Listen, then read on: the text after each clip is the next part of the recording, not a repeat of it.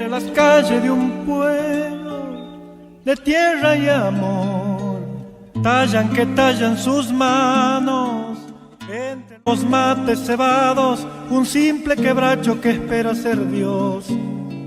¡Qué dichoso árbol! Él es curita de un pueblo derramando amor. Él es sotana, él es viento, él es bandera de encuentro que juntos flamean hacia el Redentor. ¡Qué amigo que tengo!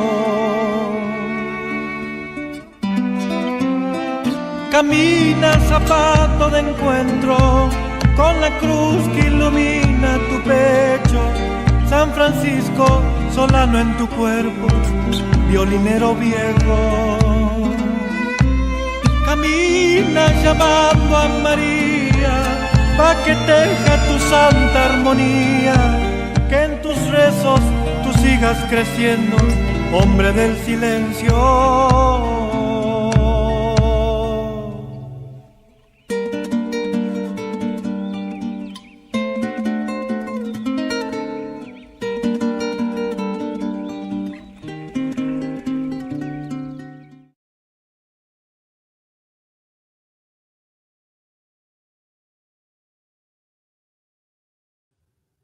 Queridos hermanos, una nueva edición de nuestro programa Zapato de Encuentro. Esta vez entrevistaremos al padre Raúl Arriague del Instituto del Verbo Encarnado.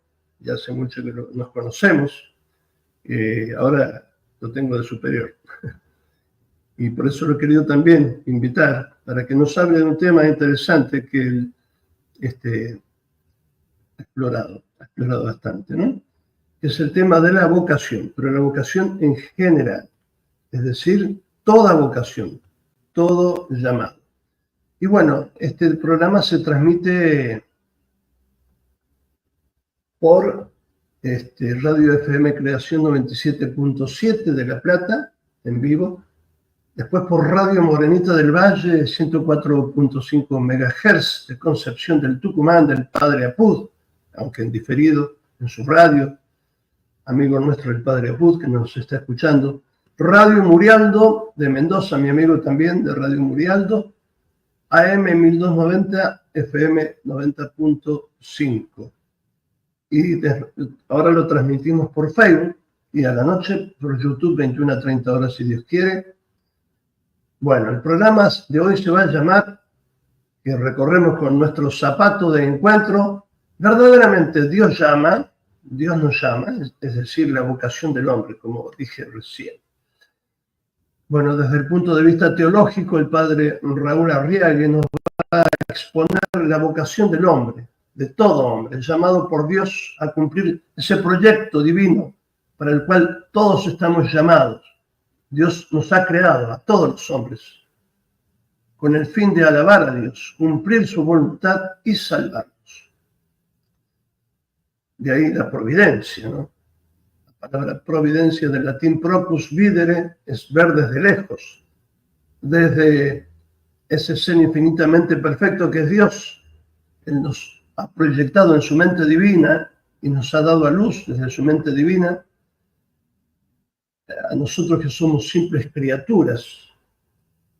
Y ya desde su providencia ve y proyecta amorosamente nuestro destino para llevarnos a la salvación, para ser felices, para que alcancemos ese proyecto. Es el único momento de encajar en el cielo, donde Cristo nos quiere tener, donde Dios nos quiere tener, para que estén conmigo, les dijo a Felipe, ¿no? Quiero que estén conmigo. Esa es la vocación de todo hombre, la santidad. Pero el hombre, por ser creado libre, puede decirle que no, qué misterio, ¿no? A ese designio de Dios. Pero Dios igual ha proyectado para el hombre, porque es libre, una vocación. Antes, algo quería hablar del padre Raúl Arriague, que ahora sí lo presentamos. Es del Instituto del Verbo Encarnado, ahora sí lo tenemos en pantalla. Hola, padre Raúl, ¿cómo está? Muy bien. Bienvenido. Está un poquito Muchas enfermo el gracias. padre Ron, sin embargo. Qué bueno. Bueno, vos estás desde los primeros momentos de la fundación de nuestro instituto, ¿no? Y has hecho muchas cosas, recorrido muchos lugares y has trabajado mucho. Digamos que has trabajado en la Ciudad de la Caridad, en la Ciudad de la Caridad en San Rafael, has estado ahora hace poco de provincial, ¿no? En Perú. ¿Podés contarnos un poquito más dónde has estado, por favor? Bueno, buenos días. Yo soy paranaense y en el año 1988 ingresé al instituto, fui a verlo al padre Abuela para hacer una consulta y ya me quedé y no salí más de allí. Justo estaba terminando mi profesorado de historia, así que soy profesor y por ese motivo también he trabajado mucho en colegios en el tema de la educación. Y recién ordenado sacerdote me enviaron a trabajar a un hogar de niños discapacitados, San Martín de Tours, en San Rafael, Mendoza, y al mismo tiempo trabajar en el colegio. Así que siempre fueron dos trabajos que estuve haciendo. La educación, ¿no? La educación sobre todo, ¿no? Las dos cosas, sí. Me tocó 16 años estar en el hogar y estuve más de 22 años en el colegio como profesor, más de 30. Así que, y después sí me enviaron a misionar a Perú, estuve 4 años y ahora estoy en La Plata, en la parroquia Santa Rosa de Lima. Ahí atrás tienen una imagen pintada por el padre Agustín. Gracias.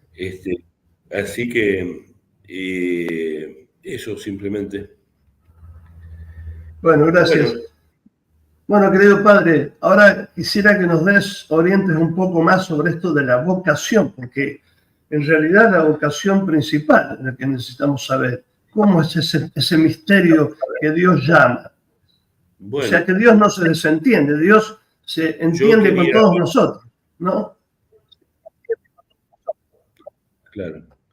Bueno, yo simplemente voy a exponer algunas cosas y después, en todo caso, si hay alguna pregunta, alguna inquietud, con mucho gusto. También lo estamos esperando, lo primero perdón. Me parece a mí ¿Sí? Estamos esperando a Claudio Rossi, que nos va a acompañar también, pero en cualquier momento va a aparecer. Esperemos que aparezca. Bueno, gracias. Disculpa. Ahora sí, adelante. Bueno, lo primero me parece a mí de explicar un poquito el tema de los términos, porque el padre Agustín hablaba acerca de lo que es la teología de la vocación. Entonces, ¿cómo para conocer a qué se dedica la teología? La teología es el estudio de Dios o de las cosas de Dios o lo que nos conduce a Dios. O sea, hace referencia a Dios mismo y al estudio, ¿no es cierto? Y la teología, porque ahí también dentro de lo que es la filosofía racional, uno puede estudiar teodicea, que es el estudio racional acerca de Dios. Pero la teología, sobre todo, y particularmente nuestra teología católica, pone su fundamento en la fe, o sea, en la veracidad de algunas cosas que son fundamentales para nosotros. Por ejemplo, para nosotros, nuestra fe está fundada sobre 3 pilares. En primer lugar, la Sagrada Escritura. En segundo lugar, la tradición. En tercer lugar, el magisterio de la Iglesia. Y también podríamos decir que la misma liturgia es fuente de la fe, porque así fue ordenada por nuestro Señor Jesucristo y también por la Iglesia, por los apóstoles.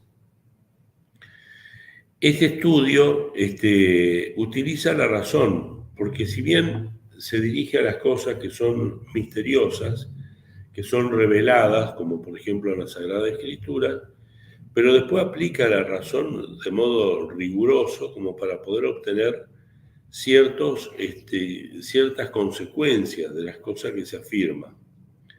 Así, por ejemplo, analiza los elementos de la fe, sobre todo para ver si son posibles, porque nuestro Dios es tan ordenado y nos ha dado a nosotros la capacidad de pensar, de entender, que si nosotros encontráramos cosas que fueran contradictorias, tendríamos que decir esto no puede ser. O sea, ¿por qué motivo? Porque aplicamos un principio de filosofía, un principio fundamental: nada puede ser y no ser al mismo tiempo y bajo el mismo respecto. Entonces nosotros justamente tenemos que ver si habría posibilidad de ser que aquello que está revelado no fuera contradictorio a la razón. Por más que no lo podamos comprender, son misterios mucho más profundos. Si nosotros pudiéramos comprender los misterios de Dios, seríamos Dios concretamente. No es así.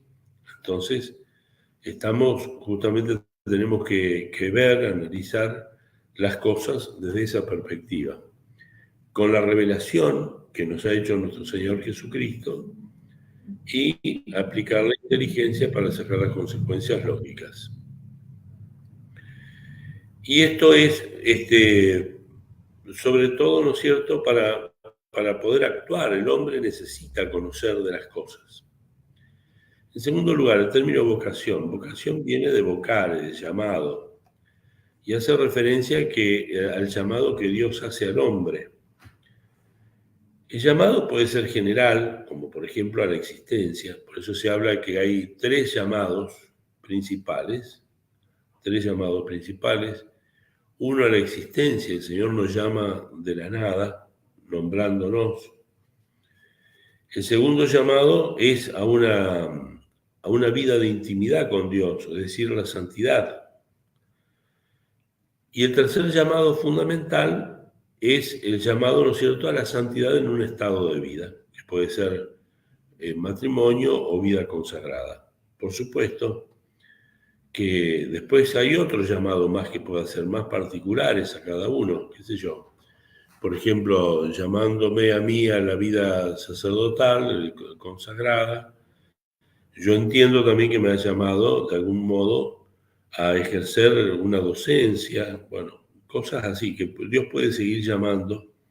Y lo mismo un padre de familia, ¿no es cierto? Un hombre, un padre de familia que, además de haber sido llamado, ¿no es cierto?, a la existencia, haber sido llamado también a la santidad, y a la santidad en un estado de vida dentro del matrimonio, puede también ser llamado a la política o a alguna profesión en particular, como para que allí, ¿no es cierto?, cumpla su misión, su función principalmente. También nosotros tenemos que tomar en cuenta de que el llamado puede ser a una persona individual, como es lo que vamos a intentar tratar, pero también puede ser a un pueblo, a una sociedad. Ya que hay pueblos que han sido llamados por Dios, así sale en la Sagrada Escritura muchas veces, para castigar a otro pueblo o para cumplir una misión, como por ejemplo preparar todas las cosas para la llegada del Mesías, como el caso del pueblo de Israel. Puede ser también que uno puede ver la vocación como Dios suscita una sociedad, así como suscitó, por ejemplo, a España para cumplir una misión de evangelizar toda América, descubrir América, evangelizar América y Filipinas. De tal modo que ese gran Papa, León XIII, decía que después de la encarnación él consideraba que no había una obra más grande que la evangelización de América hecha por España. Y realmente fue así. Y entonces el pueblo se abocó a ese tipo de cosas. Y como Dios que lo estuvo llamando, procurando de que le dijera que sí. Bueno, de algún modo ya el padre Agustín lo dijo en la introducción, que Dios llama y que nosotros podemos decirle que no, sí, porque Dios sumamente es respetuoso de nosotros. Si nosotros vemos, y esto lo podemos ver con la inteligencia, simplemente a la luz de la razón, que todas las criaturas que existen, todas las cosas que existen, tienen una finalidad concreta. Así la piedra, el vegetal, el animal, todo tiene una finalidad concreta.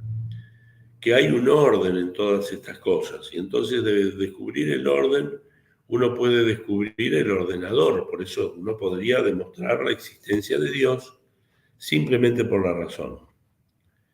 Y en ese orden, como hay un ordenador, tengo que decir que ese ordenador es inteligente. Y entonces, como es inteligente, también, ¿no es cierto?, crea para una finalidad concreta, es decir, le da a cada ser una finalidad y le da una característica especial. Bueno, para los seres que son irracionales, como los vegetales, los animales, incluso las piedras, Dios ha puesto en ellos inclinaciones naturales. Es decir, una inclinación natural que los fuerza a obrar siempre del mismo modo. Es lo que nosotros muchas veces llamamos instintos. Es una fuerza irresistible que la criatura, ¿no es cierto?, sufre, de algún modo podemos decir que sufre, para cumplir un plan determinado. Pero en el caso del hombre, la inclinación principal del hombre, a pesar de que tiene algunas inclinaciones que comparte, por ejemplo, con los vegetales, con los animales, la inclinación principal del hombre es al pensamiento, al pensar, al decidir, al ser libre. Y entonces, como es una causa, diría Santo Tomás, es un efecto contingente, porque el hombre puede obrar de tal o cual modo, Dios cumple su papel de decirle: yo he pensado en vos para tal cosa. Esa es la vocación principalmente. Es como indicarle al hombre qué es lo que tiene que hacer, pero sin violentarlo del todo, porque él respeta la libertad de cada uno. Podemos ver incluso en el Evangelio, en ese pasaje que se leyó en estos domingos pasados del joven rico, que cuando el joven rico le pregunta, ¿no es cierto?, qué tiene que hacer para alcanzar la vida eterna, el Señor le dice: cumple los mandamientos. Cuando él le dice: ¿qué más tengo que hacer?, entonces Jesús, mirándolo con amor, dice el evangelista San Marcos, le dijo: si quieres ser perfecto, ve, vende todo lo que tienes y dáselo a los pobres. Y el joven se marchó triste porque no estaba dispuesto a dejar todas sus riquezas. Y Dios lo respetó. No vemos que se haya vengado ni nada por el estilo, sino que Dios respetó ese designio del hombre, porque es la naturaleza misma que le ha dado al hombre. Es esa inclinación natural de ser él libre, como diría Santo Tomás, ser causa de sí mismo. Perdón.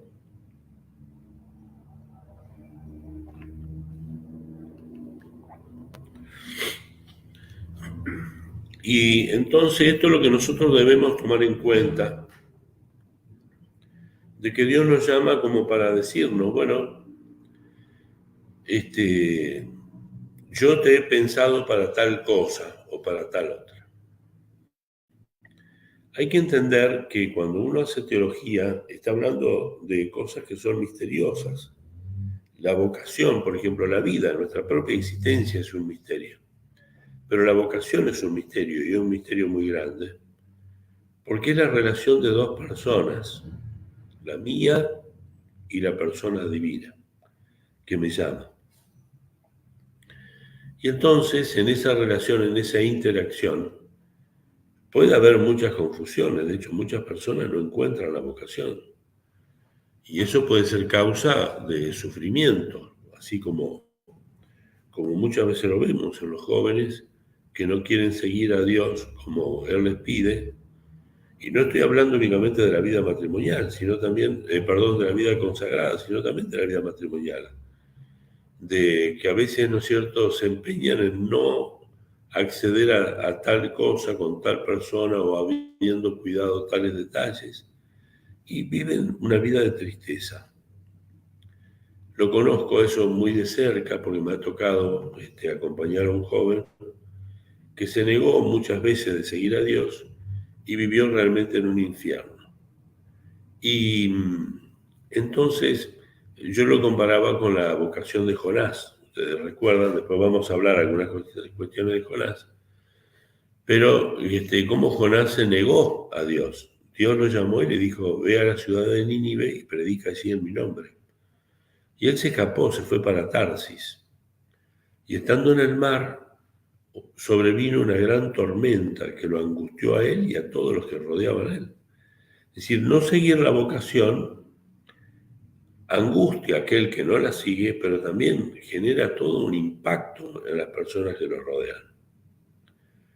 Y seguir la vocación de Dios, lo que hace principalmente es poner paz en mi corazón, tanto del que lo sigue como de toda la gente que lo rodea. Y esto es algo importante que nosotros debemos considerar.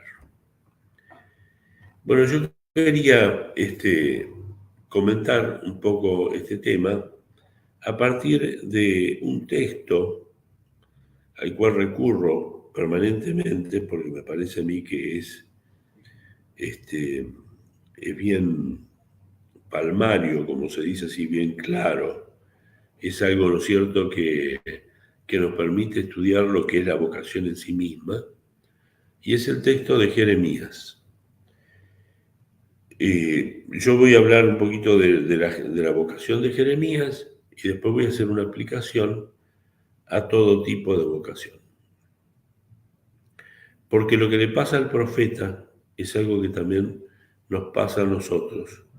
Y lo que Dios le dice al profeta es algo que también de algún modo nos lo dice a nosotros. Entonces empieza así el primer capítulo de Jeremías. Versículo 1. Palabras de Jeremías, hijo de Gilquías, uno de los sacerdotes de Anatot, en territorio de Benjamín. Vino la palabra del Señor sobre él en tiempo de Josías, hijo de Amón, rey de Judá, el año 13 de su reinado. Y después en tiempo de Joaquín, hijo de Josías, rey de Judá, hasta el fin del año 11 de Sedecías, hijo de Josías, rey de Judá, hasta la deportación de Jerusalén en el 5º mes. El Señor me dirigió la palabra. Antes de formarte en el vientre, te elegí. Antes que salieras del seno materno, te consagré. Te constituí profeta de las naciones. Yo repuse, ay Señor Dios mío, mira que no sé hablar, que solo soy un niño. El Señor me contestó, no digas que eres un niño, pues irás a donde yo te envíe y dirás lo que yo te ordene. No les tengas miedo, que yo estoy contigo para librarte, oráculo del Señor. El Señor extendió la mano, tocó mi boca y me dijo, voy a poner mis palabras en tu boca. Desde hoy te doy poder sobre pueblos y reinos para arrancar y arrasar, para destruir y demoler, para reedificar y plantar. Bueno, hasta ahí la palabra de Jeremías, bellísima, porque nosotros estamos viendo acá un elemento que es fundamental. El profeta se siente llamado e intenta de algún modo expresar todo lo que experimentó. Lo primero que manifiesta es que la vocación Dios llama en un tiempo y en un espacio determinado. Por eso que él dice, Jeremías, hijo de Gilquía, uno de los sacerdotes de Anatot en el territorio de Benjamín. Le vino la palabra en tiempo de Josías, rey de Judá, y así sigue. Está diciendo, Dios me habló en tierra de Benjamín durante el gobierno de Josías. Como yo podría decir también, si es que lo recordara bien, que es un ejercicio que uno puede hacerlo perfectamente bien, por ejemplo, a los casados le puede resultar más sencillo, el hecho concreto, es decir, tal día, estando yo en tal lugar, experimenté el llamado de Dios. Y esto es así siempre. Siempre es así, es decir, Dios llama concretamente al hombre en un tiempo y en un espacio determinado. Pero también es importante tener en cuenta lo siguiente, que ese llamado tiene un origen eterno. Ese llamado tiene un origen eterno, es decir, le dice Dios a Jeremías, antes de formarte en el seno materno, yo te elegí, es decir, te amé, eso es lo que está diciendo. Y antes de que saliera del seno materno, yo te consagré, es decir, te destiné para tal cosa. Y uno se puede preguntar, ¿cómo puede ser esto? Que Dios ame antes de que yo exista, me ame antes de que yo exista. Porque hay que tomar en cuenta de que el amor de Dios al nuestro tiene una diferencia muy grande. Por ejemplo, nosotros amamos, podemos decir así, consecuentemente. Yo veo primero a una persona de la cual me enamoro por sus virtudes y la amo. O sea, primero está la persona, primero están las virtudes y después viene el amor que uno le prodiga. En cambio, en el caso de Dios, tiene un amor que es antecedente. Él nos pensó desde toda la eternidad y porque nos pensó y nos amó, nos creó. Entonces, no hay dificultad en esta expresión de Jeremías, de decir, ¿no es cierto?, yo he sido llamado desde toda la eternidad, y desde toda la eternidad quiere decir desde antes que existan las estrellas, ¿no? Desde la eternidad de Dios, desde antes de la creación, puedo decir incluso, ¿no? Porque ahí ves que estamos aplicando a un dato revelado, estamos aplicando la razón. Si yo sostengo de que el llamado a Jeremías es eterno, tengo que decir que esa eternidad, ¿no es cierto?, está marcada principalmente, ¿no es cierto?, por la eternidad de Dios. Y Dios es anterior a toda la creación. Es decir, que de antes de crear las estrellas, Él ya me amaba y porque me amaba, me creó. Esa es la realidad. Pero no queda ahí nada más, sino que yo podría decir, siguiendo razonando sobre este mismo tema, y sin temor a equivocarme, de que como Dios pensó en mí en un tiempo determinado, en un lugar determinado, ordenó con su inteligencia y su poder todas las cosas para que yo fuera en tal lugar y en tal momento experimentar el llamado de Él.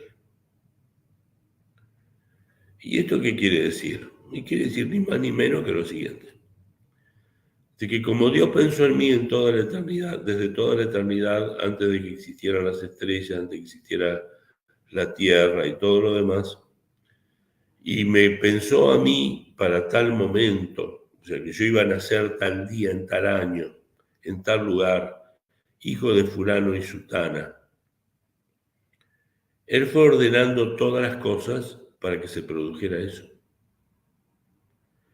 Y entonces yo puedo decir perfectamente bien de que Él creó la tierra en razón de mí, en razón del llamado que me hacía a mí. Y no únicamente eso, sino que creó las estrellas, creó todas las cosas en razón de mí, de mi persona, de mi llamado. E hizo las cosas tan hermosamente que Él creó al primer hombre y a la primera mujer en razón de mí, para que un día yo fuera descendiente de ellos. Y todo el ordenamiento entre Adán y Eva y yo, y mi persona, en el momento de mi nacimiento, también fue ordenado por mí. Es decir, que Él tenía pensado, cuando pensó en mí, pensó desde toda la eternidad de mi mamá, Aide, de mi papá Luis, que se conocieran en tal momento, que tuvieran 6 hijos y que después me engendraran a mí, soy el 7º de 9. Y ese ordenamiento que llevó, ¿no es cierto?, a que Aide y Luis se conocieran, también supone de que en el caso, ¿no es cierto?, de Francisca y Amado, los papás de mi mamá, mis abuelos maternos, también se conocieran y fuera también orientado por Dios, porque Él quería que yo viniera al mundo, porque Él había pensado en mí desde toda la eternidad. Y así yo puedo hacer un árbol genealógico. Y a veces a algunas personas, ¿no es cierto?, se lo he recomendado y le ha hecho mucho bien, de escribirlo, hacer el árbol genealógico. Y entonces decir, bueno, pero Luis y Aide se conocieron, Dios de algún modo fue ordenando las cosas para que yo pudiera nacer, Amado y Francisca, Luis y María, mis abuelos paternos, y así hasta Adán y Eva. Y eso muestra de que la vocación implica, ¿no es cierto?, tanto cuidado de parte de Dios. Pero puedo ir un poco más todavía.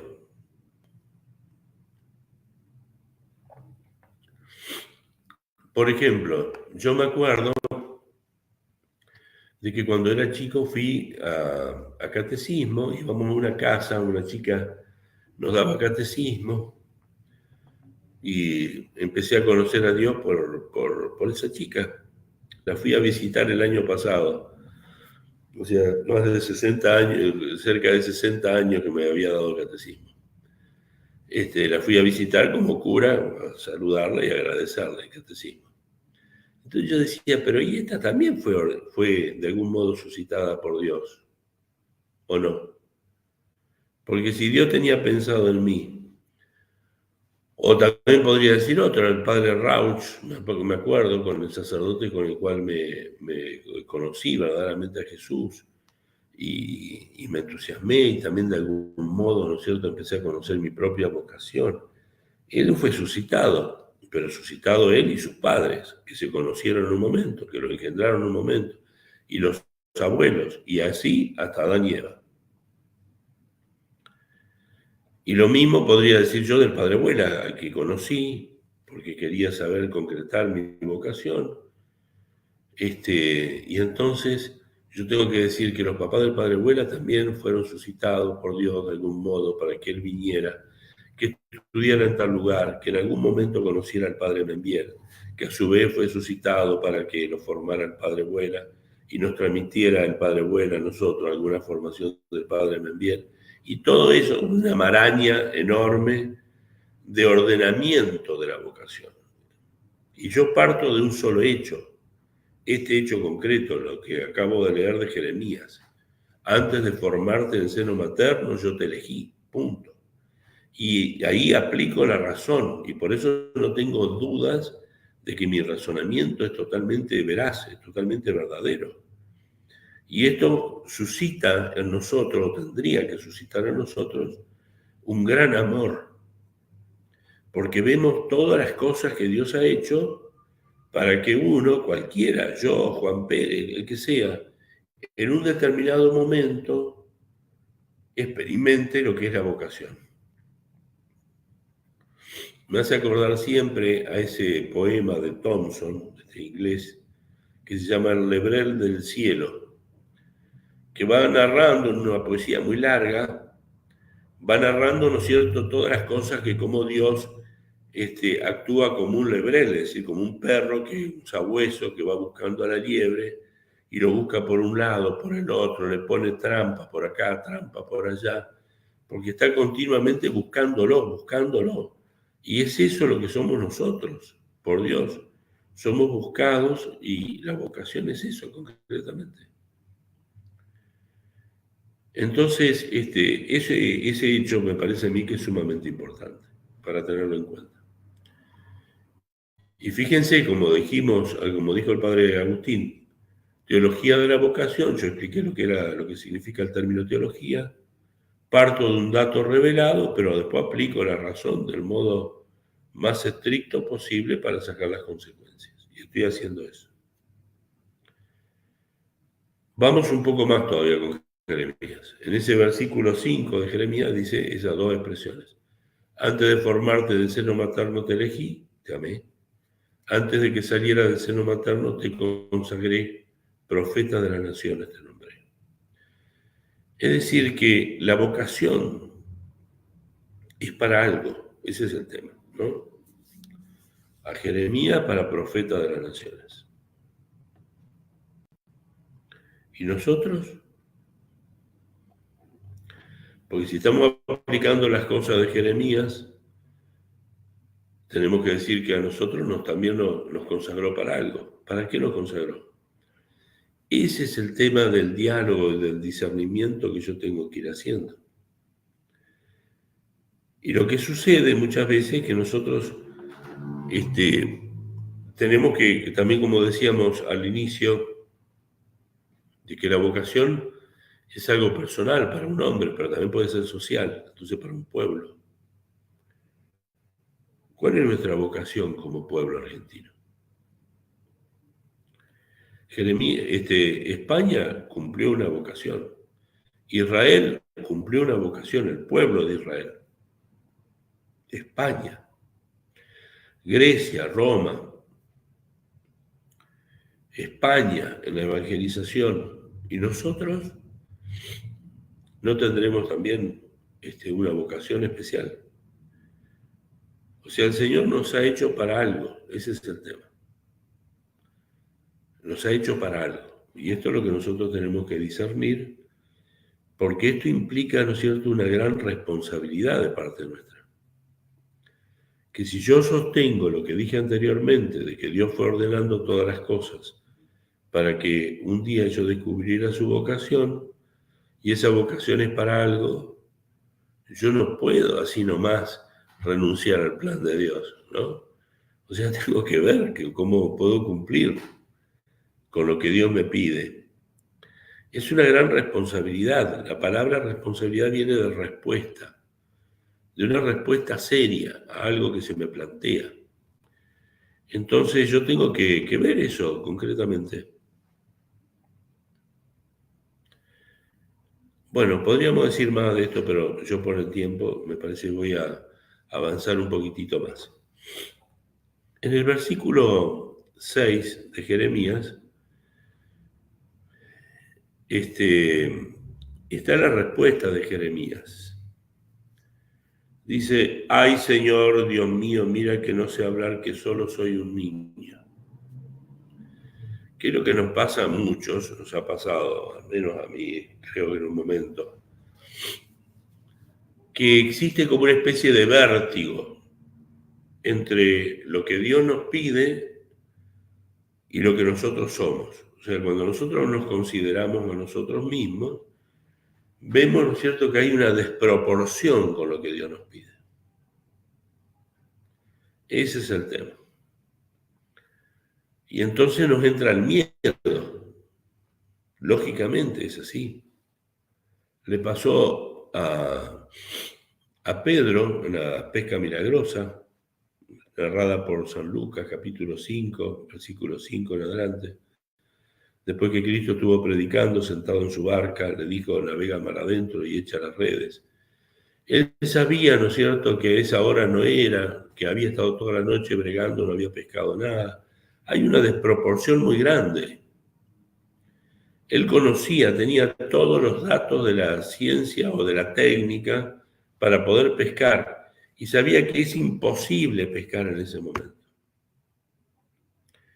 Pero claro, acá Dios se juega su poder, se juega su llamada, y por eso es que le dijo: esto, echa las redes, y Pedro respondió tan hermosamente: Señor, no hemos pescado nada, pero en tu palabra, ¿por qué tú lo dices?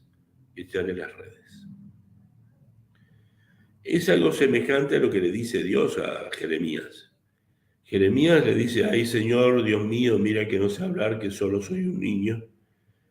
El Señor le contestó: no digas que eres un niño, pues irás a donde yo te envíe y dirás lo que yo te ordene. O sea, hay una gran desproporción. Tú eres muy pequeño para hacer todas las cosas. Pero si vas a donde yo te digo y haces lo que yo te digo, no tengas miedo.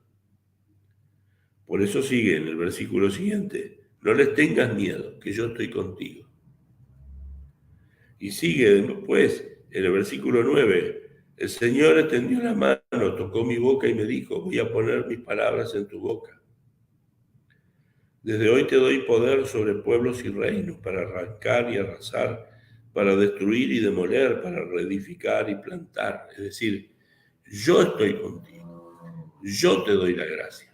Ese es el tema. Entonces, esa desproporción que existe, que lo lleva a Jeremías a decir, soy un niño, no puedo, no sé hablar, desaparece inmediatamente. Porque Dios asiste. Bueno, es lo que experimenta aquel que sigue su vocación. Ya seas religioso, seas padre de familia, es lo que Dios le ha pedido. Y si Él se pone simplemente ahí, puede hacer algo grande. Y lo más grande, o lo más maravilloso, podríamos decir, es que vence las desproporciones. Ese es el tema. Vence las desproporciones. ¿Cómo puedo hacer yo para alimentar mi familia? Dios me pide que sea una familia numerosa, ¿cómo? Y uno le dice, pero queda así como algo literario nada más, Dios proveerá, pero que efectivamente Dios provee. Ese es el tema. O, por ejemplo, me pide que me meta en una cosa pública y que trabaje en favor de la sociedad. Dios me dará la gracia, si es que yo le soy fiel. Porque Dios está jugando todo su poder. Decíamos al inicio, ¿se acuerdan?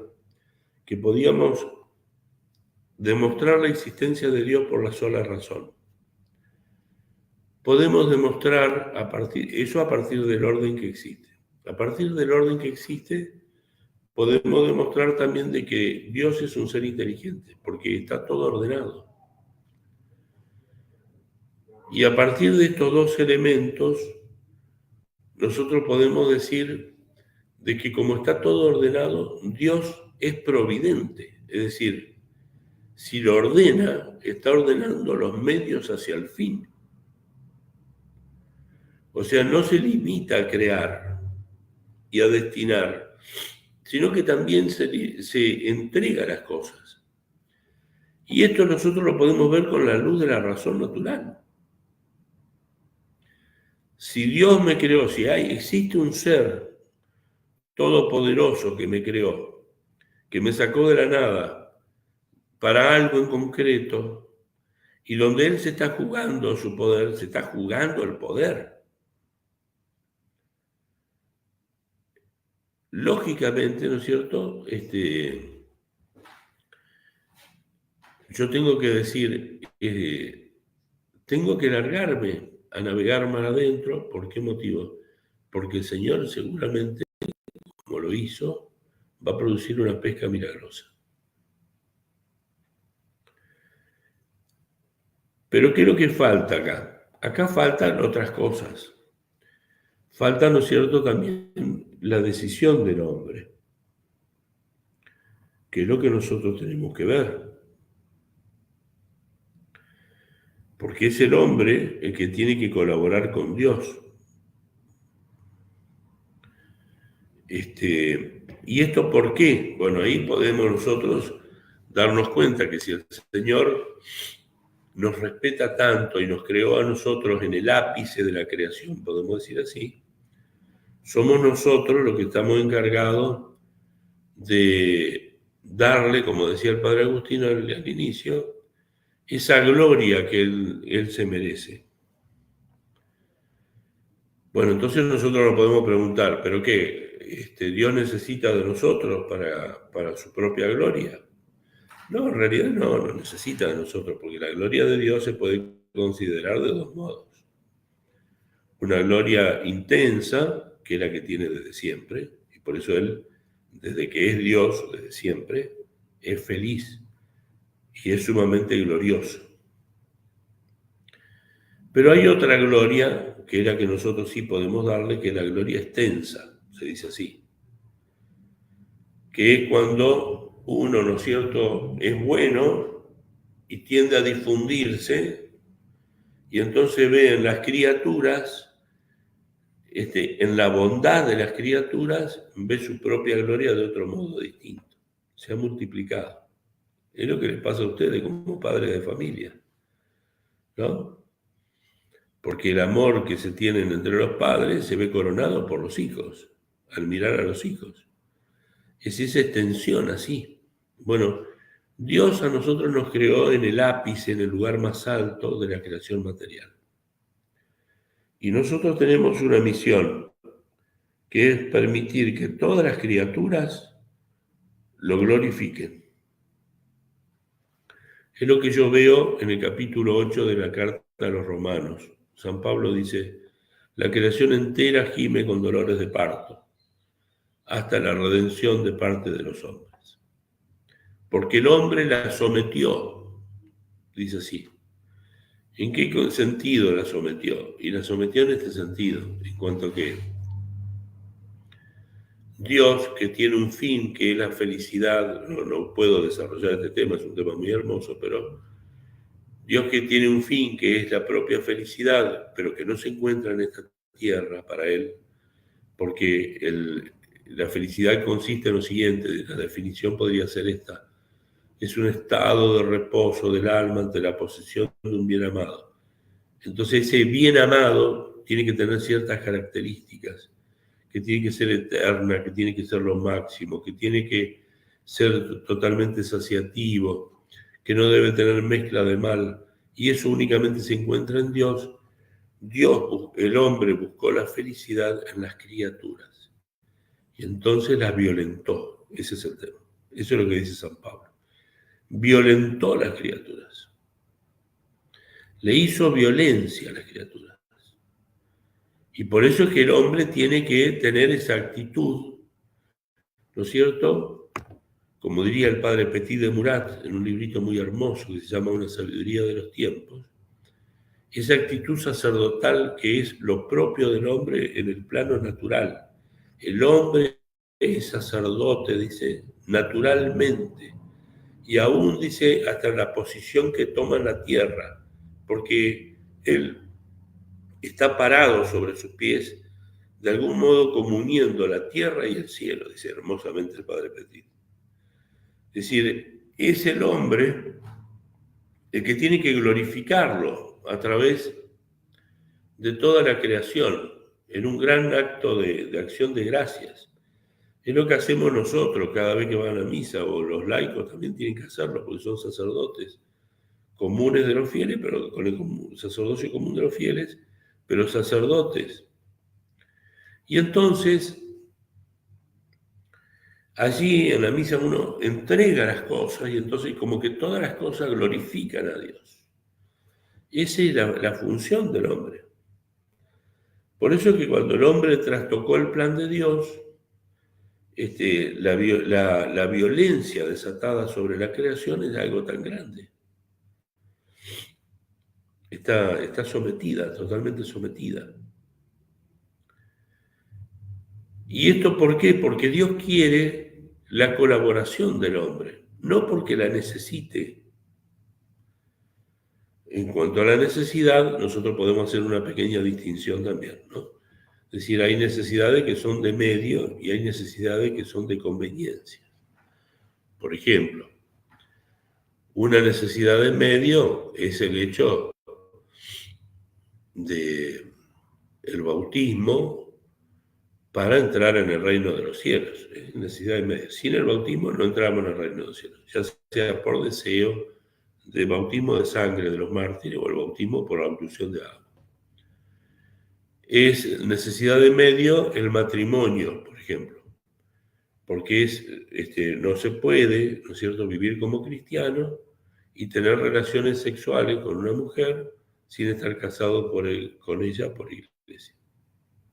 Necesidad de medio. Pero después hay otras necesidades que son de conveniencias, porque se obtienen mayores bienes. Así, por ejemplo, la muerte de Cristo en cruz no fue por necesidad de medio, sino que fue por necesidad de conveniencia. Si a él le bastaba hacer cualquier acción para salvarnos, Pero sin embargo quiso hacer lo máximo. ¿Para qué? Para que no nos quede duda de que Él nos ama. Lo dice Él en el Evangelio de San Juan, capítulo 15. Nadie tiene amor más grande que el que da la vida por sus amigos. Y Pablo, en la carta a los Romanos, en el capítulo 5, dice lo siguiente: esta es la prueba de que Dios nos ama, en que difícilmente un hombre moriría por otro hombre. A lo sumo, por un gran benefactor, uno estaría dispuesto a arriesgar la vida. Pero la prueba de que Dios nos ama es de que Él murió por nosotros cuando éramos enemigos de Él. Claro, éramos enemigos por el pecado. Y entonces, el dato revelado, apliquemos la razón. Si Jesucristo dice que no hay amor más grande que dar la vida por los amigos, ¿qué conclusión tenemos que sacar con lo de Romanos? ¿Cómo será el amor de Cristo que dio la vida por sus enemigos? ¿Ven? Necesidad de conveniencia. Entonces, cuando Dios nos llama a nosotros, nos llama a colaborar con Él, pero no porque Él nos necesite, sino porque se difunde más la perfección de su obra. Nosotros, cuando somos colaboradores con Él, nos hacemos más perfectos, o sea, cuando seguimos nuestra vocación. Y Él mismo, sin tener necesidad, se hace deudor nuestro. Fíjense ese pasaje del Evangelio de Mateo 25, que cuando el Señor llegue sobre las nubes del cielo, rodeado de los ángeles, pondrá a los buenos a la derecha, a los malos a la izquierda. Venid, benditos de mi Padre, porque tuve hambre y me diste de comer, tuve sed y me diste de beber. ¿Cuándo, Señor? Yo no te di a vos de comer, le di a Pedro, le di a María. ¿A vos no? Y entonces el Señor ahí va a decir: os aseguro que cada vez que lo hiciste con el más pequeño de mis hermanos, conmigo lo hiciste. Es decir, fíjense, el Señor se pone en deudor nuestro, porque es tanta nuestra dignidad, es tanto lo que valemos, que el Señor no nos quiere como esclavos, sino por eso nos dice: ya no os llamo siervos, a vosotros llamo amigos. Pero el esclavo hace las cosas por obligación. En cambio, cuando hay una persona que busca qué es lo que Dios le pide y se esmera por cumplir eso quiere decir, ¿no es cierto?, que esa persona se ha elevado sobre su pequeñez. Y esto me parece que es maravilloso. ¿Qué es lo que nosotros tenemos que hacer? Colaborar con la vocación de Dios en este sentido. Indagar, buscar, estar atentos. Quiero terminar justamente con la vocación de Isaías, que es tan hermosa.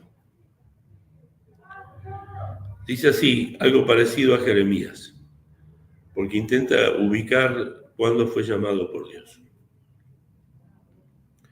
El año de la muerte del rey Osías vi al Señor sentado sobre un trono alto y excelso. La orla de su manto llenaba el templo.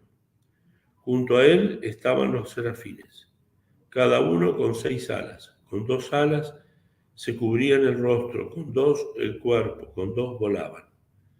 Y se gritaban uno a otro diciendo: Santo, Santo, Santo es el Señor del universo. Llena está la tierra de su gloria. Temblaban las jambas y los umbrales al clamor de su voz, y el templo estaba lleno de humo. Hermosísimo, los primeros versículos del capítulo 6. Y sigue diciendo: yo dije, tiene la misma experiencia de Jeremías, ¿no? Yo dije, ay de mí, estoy perdido, yo, hombre de labios impuros, que habito en medio de gente de labios impuros, he visto con mis ojos al Rey, Señor del universo. Uno de los seres de fuego voló hacia mí con un ascua en la mano. que había tomado del altar con unas tenazas. La aplicó a mi boca y me dijo: al tocar esto tus labios, ha desaparecido tu culpa, está perdonado tu pecado. Entonces escuché la voz del Señor que decía, escuchen qué maravilloso esto. Entonces escuché la voz del Señor que decía, ¿a quién enviaré? ¿Quién irá por nosotros? Contesté, aquí estoy, mándame. Es el deseo de colaborar, perdón por la garganta, el deseo de colaborar con la obra de Dios. Aquí estoy. Bueno, me parece que con eso es suficiente, ¿no? Ya está. Bueno, bravo. Gracias. Bueno, gracias Raúl, padre Raúl. Lo tenemos acá a Claudio Rossi, que lo había presentado hace rato, y es un gran amigo, y gracias por acompañarnos, Claudio. Acá lo tenemos a Claudio por fin. Bueno, mira, esta charla, bueno, le agradecemos al postulador de la causa de Jordán Bruno Allenta, que también nos está acompañando, ahí, siempre nos acompaña, este gran hombre que ha hecho tanto bien, porque fue fiel a ese llamado de Dios, como dijo el padre Raúl, ¿no? Fue fiel. Acá hay muchas preguntas que caben, que seguramente a Claudio le van a caber, porque estamos hablando del llamado universal, ¿no? El deber de Estado, que si respondo a ese deber de Estado que Dios planificó en mí, en fin, tantas cosas. Una sola pregunta yo, después le dejo a Claudio. ¿Qué habremos hecho de malo? ¿Cuántas veces le habremos dicho que no al Señor en nuestra Argentina para que la Argentina ahora esté tan mala, tan mal? ¿Cuántos abortos hemos hecho a ese proyecto de Dios? ¿Cuántas veces hemos abortado el proyecto de Dios? Mi pregunta. Bueno, te estás refiriendo a la vocación de un pueblo, ¿no es cierto? Sí, porque vos hablaste también justamente de eso. Muchas veces la vocación viene por la herencia, ¿no? O sea, nosotros hemos recibido de España una herencia, una tradición, una fe de la cual se ha apostatado. Y se ha apostatado, ¿no es cierto?, a través de la educación, a través de muchos elementos. Entre otros, también esto que vos mencionás, el tema de la muerte, del aborto, pero no es ese el problema más serio, ¿no? Perdón, yo no dije el aborto, yo no dije el aborto, dije cuántas veces hemos abortado los proyectos de Dios. No, perdón. No, está bien. Sí, bueno, sí, hemos abortado el proyecto, sobre todo, me parece a mí, en cuanto a la generosidad. Argentina siempre se caracterizó por ser sumamente generosa, una tierra de promisión, generosa con toda la gente. Cuando Argentina se empieza a cerrar, también lo estamos viendo ahora, ¿no es cierto? Que hay muchos elementos así como que plantean como el cerrarse de la frontera, cerrar todas las cosas. Es simplemente como frustrar ese proyecto. Argentina estuvo en lugares privilegiados en cuanto a la educación a nivel mundial, en cuanto a la economía a nivel mundial. Pero claro, uno cuando empieza a destruir la misma fe, o por ejemplo, la misma familia, sobre todo la familia, que no cumple su papel, empieza a degradarse todo, ¿no? Yo hace unos años, antes de ir a Perú, estaba leyendo una estadística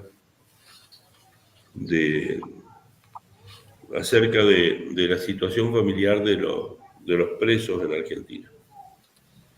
Más del 70%, casi el 80% de los presos vienen de familias disfuncionales. Cuando uno se pone a ver, ¿no es cierto?, cuál es la misión de la familia, como dice el Catecismo de la Iglesia, es la máxima escuela de humanismo, es donde se aprenden las virtudes sociales, es donde se aprenden todo ese tipo de cosas. Vos decís, yo lo decía allá en Perú, me acuerdo, que cuando se pone preso a un ladrón o a un delincuente, había que meter a los padres con él, posiblemente. Está bueno. Porque no cumplieron su misión, no cumplieron su vocación. Está bueno. ¿Por qué motivo? Porque de la familia depende todo. Por eso, incluso muchas veces se dice, bueno, el gran problema que hay es el aborto ahora. No es el gran problema es la familia. Es la destrucción de la familia. O sea, el aborto es gravísimo, pero la destrucción de la familia es lo más grave de todo. El divorcio, todo. Bueno, el divorcio es la destrucción de la familia, fue impuesto en Argentina, ¿no? Y algunos ingenuos, incluso dentro de la misma iglesia, decían, bueno, los católicos no se van a divorciar, ni nada por eso. Pero lo que pasa es que no entienden que una ley se transforma inmediatamente en temas para dar en la escuela, incluso en el jardín de infantes. En la escuela, en el jardín de infantes, después de la ley de matrimonio igualitario, acá en Argentina, se está enseñando que hay distintos modos de familias. Toda ley es así. Entonces, si vos alargás una ley de divorcio, lógicamente, después se tendrá que enseñar eso. Como que Claro, está bien. claro. Tiene una función Porque pedagógica, la ley- ¿no es cierto, padre? ¿Cómo? Que tiene una función pedagógica la ley también. Claro, si es dentro de la educación, las 4 causas de la educación, la causa formal de la educación son las normas, las leyes. Claro. O de la sociedad, por ejemplo, también. Son las normas. Bueno, Ahora, no me Claudio, da sí. mal la garganta. Vamos a esperar. Ahora Claudio tiene que actuar porque estamos hablando de la vocación en general y que yo sepa, Claudio alguna vez dijo que sí a muchas cosas, especialmente con la vocación de sus hijos. Bueno, entre otras cosas, ¿no? Por eso tiene muchos hijos y varios con vocación también sacerdotal, concretada, etc. Pero ¿cuál sería tu pregunta en este caso de la vocación en general, Claudio? Y gracias por venir. Claudio es historiador también, entre otras cosas, profesor, padre de familia de 7 hijos. No sé, que me quedé corto, no sé. Sí, van 11 por hora. Perdón, 7. 11. No. Qué bendición, qué bendición. No, padre, yo por supuesto, muchísimas gracias por la charla, ¿no? Y muy edificante, pero yo le quería preguntar o qué consideraciones hace usted respecto de quienes impiden la vocación, ¿no? Es decir, por ejemplo, cuando se plantean los hijos el tema de la vocación y los padres le dicen que no o escatiman todo lo que sea posible para que, como si vieran una frustración, como que, bueno, mi hijo no va a ser cura o no va a ser una mujer consagrada. ¿Qué nos podría decir a eso, ¿no? Más allá de que no tenga ciertamente mucho mérito los padres en esas cosas, porque son los hijos los que dicen que sí a ese llamado, yo creo que en la familia es importante que uno cree un clima y que plantee el tema de la vocación. Pero más que nada le quería preguntar eso, qué recomendaciones puede darnos así en general en esos casos, ¿no? Cuando las familias, los padres niegan. ¿Querés una respuesta políticamente correcta o incorrecta? Mire, si me la va a dar a mí, ya es tarde, pero... No, en general. Yo lo que haría es esto, que si un padre impide la vocación, tomaría lo mismo que decía nuestro Señor Jesucristo, respecto a los que escandalizan a los pequeños. Que más le gustaría, no sé, más le valería atarse una piedra de molino en el cogote y tirarse en el mar. ¿Por qué? Porque se frustran todas las cosas cuando se frustra una vocación. O sea, Dios tiene otras salidas, ¿no es cierto? Dios busca otras cosas. Pero hay una frustración muy grande de cuántas cosas hubiesen dependido, cuántas personas se hubiesen salvado si es que tal persona, ¿no es cierto?, hubiese sido misionero, o cuánto, qué sé yo, por ejemplo, el estudiar tal cosa como profesor. Bueno, en tu caso mismo, que sos profesor, que siempre trabajás así, ¿a cuántas personas le ayudás? O sea, la vocación siempre produce efecto, por más que aún en contra nuestra. Es muy, muy simpática, a mí me causa mucha gracia la vocación de Jonás. Porque Jonás era un tipo mal llevado, totalmente mal llevado. Como sandía bajo el brazo. Como sandía bajo el brazo. Era muy mal llevado, o sea, Dios lo llamó y se escapó. Después lo tuvieron que tirar, estuvo en el vientre de cetáceo. Dios, eso generalmente en la lectura de la misa no se pone, y una oración hermosísima dentro del vientre del cetáceo, donde él se convierte. Y después lo tiran, ¿no es cierto?, a la costa, y Dios lo vuelve a llamar, ve a la ciudad de Nínive. Y entró en la ciudad de Nínive, una ciudad tan grande que se necesitaban 4 días para recorrerla. Y no fue entusiasmado Jonás, ¿no? Porque vos imaginate un tipo mal llevado, así como habrá dicho, dentro de 40 días la ciudad de Nínive va a ser destruida, lo único que dijo, según el texto. Nada más que eso, no quiso argumentar, no fue a buscar a la gente, entró por las calles gritando eso, nada más. Y después que terminó de gritar, y la gente se convirtió, se fue a un cerro que estaba ahí cerca de Nínive a ver la destrucción de la ciudad de Nínive. Y entonces no había entendido el plan de Dios, de que Dios quería salvarlo a Nínive. Entonces el tipo está totalmente, ¿no es cierto?, así mal llevado, y dice, ya sabía que eres misericordioso, por eso es que no quise venir. Por eso que no quería venir, como diciendo, yo quiero realmente que se cumpla lo que dije, porque si no quedo mal yo, más o menos así podríamos. Entonces Dios hizo crecer un ricino para darle sombra en un día, y Jonás estaba feliz, y al otro día lo hizo secar, y entonces Jonás se puso de nuevo bravo, y empezó a maldecir su día, su nacimiento. Entonces Dios le dice, tú te afliges, dice, por un ricino que no plantaste ni hiciste crecer, que en un día creció, que en otro día se secó. Y yo no me voy a afligir por una ciudad donde hay más de 200.000 personas.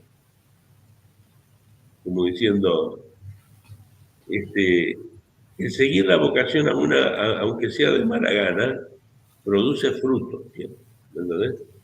Entonces, pero no seguirla es algo terrible. Sí, es algo terrible, un escándalo. Sí, claro. Yo veo también en la historia, ¿no?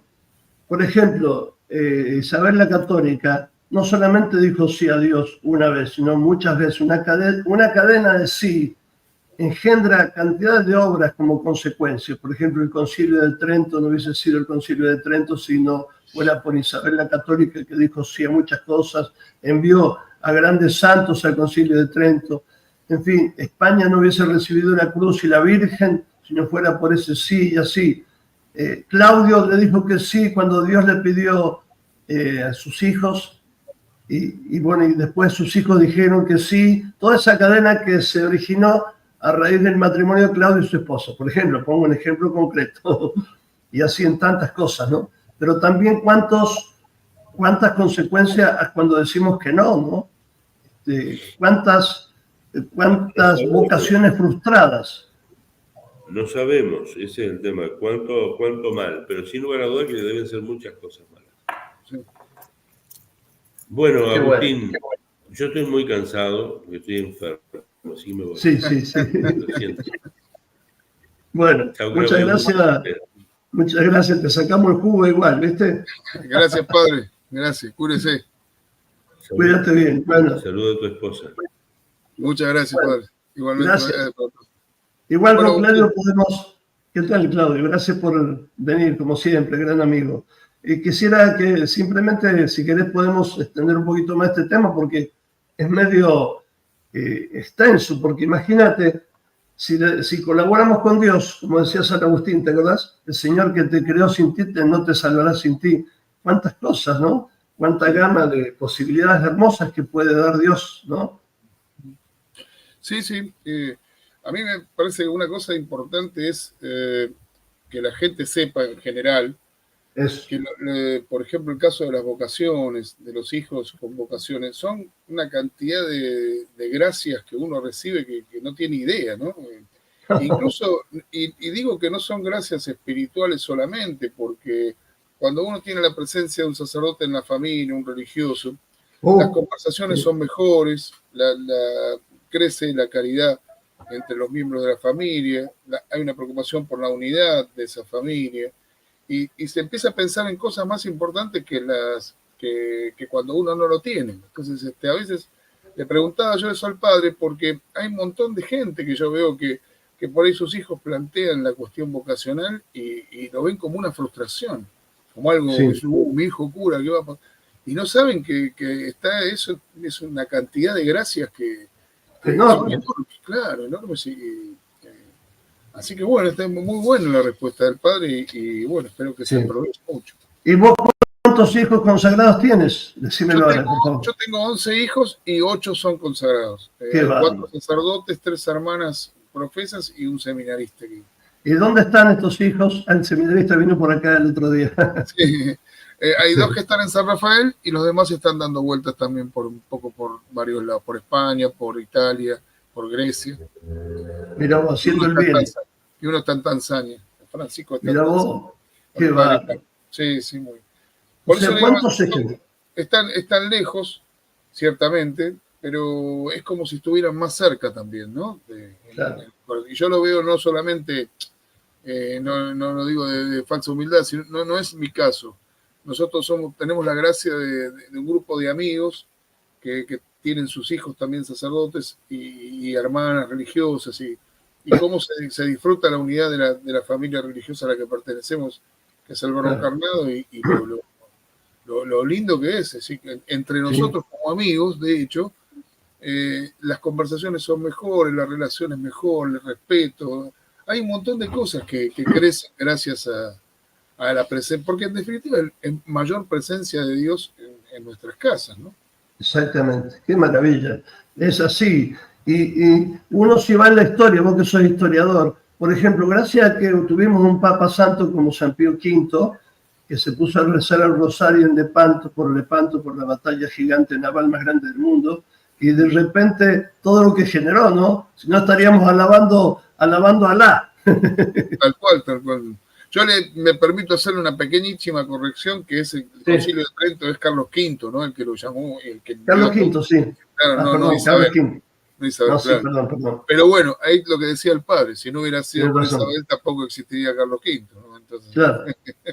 Bueno, claro, tenés razón. En realidad, claro. Yo me acordaba cuando usted estaba diciendo eso, cómo ella, la intuición que tuvo cuando Colón le presentó el viaje. Es decir, acuérdese que ellas venían de 8 siglos de reconquista de España, estaban agotadas, no tenían un peso, estaban tratando de salir recién unificaban España, y sin embargo se metieron al hombro esa empresa y que es lo que no se dice, ¿no? Es decir, la preocupación que ella tuvo por la evangelización, la que tuvo Carlos V después con las controversias de Valladolid, todas esas cosas que no se dicen, ¿no? Es decir, se mira lo malo y eso nosotros tenemos que ser recontra agradecidos de eso, porque somos católicos gracias a España.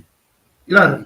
Así que eso estaba lo que dijo el padre fue genial, ¿no? Es decir, cómo se van concatenando esas cosas que se hacen así. Bueno, muy bien, padre. Gracias. Rezamos la invitación y sí, claro.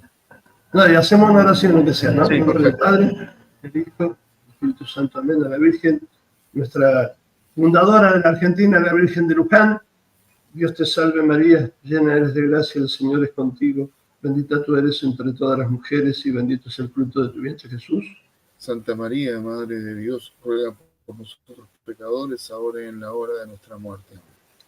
Y de la bendición de Dios Todopoderoso, del Padre, y del Hijo, y del Espíritu Santo, descienda sobre vosotros, sobre vos, Claudio, y tu familia hermosa que tenés, y permanezca para siempre. Amén.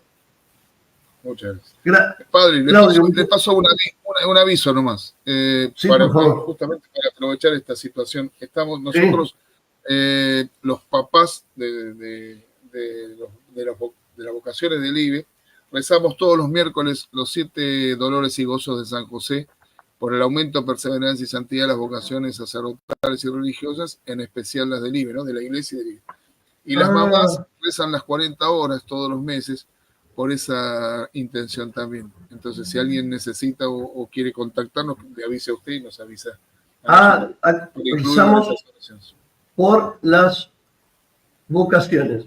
Lo estoy anotando acá para que... Perfecto. Entonces, todos los miércoles, ¿y me quedará dar alguna dirección así para poner acá? Claro, si usted necesita, yo después le paso el enlace para el grupo. Pero más que nada son los dolores y gozos de San José. A los dolores y gozos. Estoy escribiéndolo acá para ponerlo en la pantalla. Perfecto. San José. Decía para ponerlo así la gente escribe, ¿no? Sí, perfecto. Bueno, lo pongo ahí en pantalla. Bueno, agradezco. Gracias, no, al contrario, gracias a vos, Claudio. Qué bueno siempre tu presencia que esté acompañándonos. La bendición, la bendición. Un abrazo también, gracias. Bendiciones, gracias.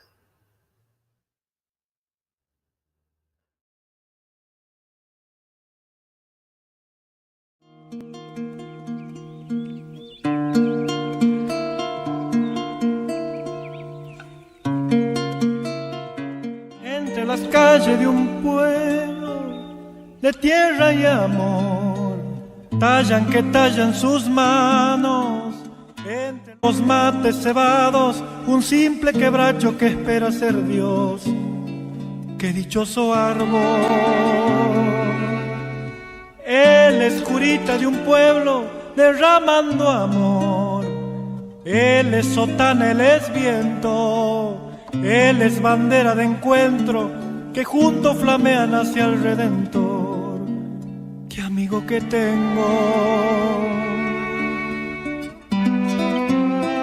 Camina zapato de encuentro con la cruz que ilumina tu pecho. San Francisco, solano en tu cuerpo, violinero viejo.